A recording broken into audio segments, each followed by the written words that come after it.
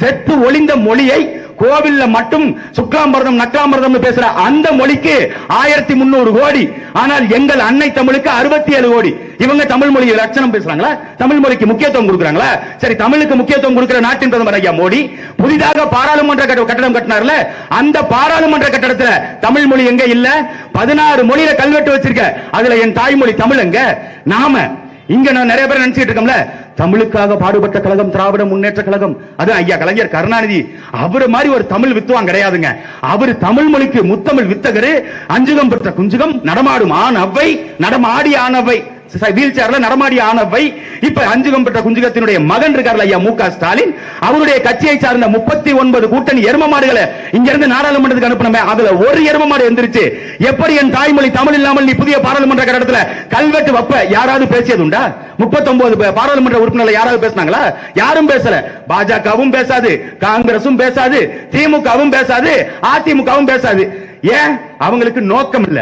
தமிழ்நாடு குறித்தோ, தமிழ் மக்கள் குறித்தோ, தமிழ் உணர்வு குறித்தோ, இந்த இனம் குறித்தோ அவர்களுக்கு கவலை இருந்திருந்தா அவங்க என்னைக்கோ பேசியிருப்பாங்களே. இன்று வரை இன்னைக்கு பரபரப்பா பேசப்படுறது என்ன தெரியுமில?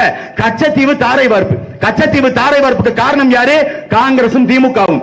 அன்னைக்கு இந்திரா காந்தி தூக்கி கொடுத்தாங்க.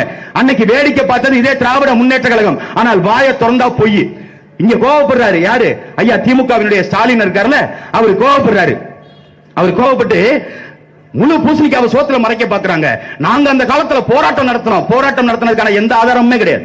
கச்சத்தீவு 1974 கொடுக்கப்படும் பொழுது ஸ்ரீமார பண்டாரநாயக்கா பிறந்த நாளுக்கு இலங்கையின் அதிபராக இருந்தவங்களுக்கு கொடுக்கும் பொழுது வாய் மூடி அமைதியா திமுக இருந்துச்சு. கேட்டா நாங்க கடிதம் எழுதினோம்.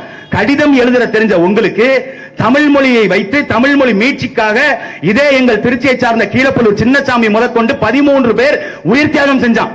அந்த உயிர் தியாகத்தில் அதை போராட்டமாக மாற்றி இந்தி திருப்புக்கு எதிராக ஒரு போரை தொடுத்து அதன் மூலியமாக ஆட்சி அதிகாரத்துக்கு வர தெரிந்த திமுகவுக்கு என்னுடைய சொத்தை எப்படி நீ எடுத்து கொடுக்கலான்னு போரிடுறதுக்கு, சண்டையிடுறதுக்கு, நாடாளுமன்றத்தை முடக்குவதற்கு 1974 தகுதி இல்லாம இருந்துச்சா?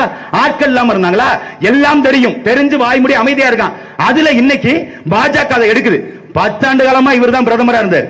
10 ஆண்டு காலம் 1974 கொடுக்கப்பட்டது கச்சத்தீவு. இன்னைக்கு தான் புதுசா ஞானம் வந்த மாதிரி நாட்டின் பிரதமர் மோடி பேசுறாரு, கச்சத்தீவை தார வாத்துட்டாங்க. அது எனக்கு ரொம்ப வருத்தம் அளிக்குது. ஏன் இவ்வளவு நாள் என்ன கோமா ஸ்டேஜ்ல இருந்தீங்களா? இன்னைக்கு தான் கச்சத்தீவு பத்தி தெரியுதா?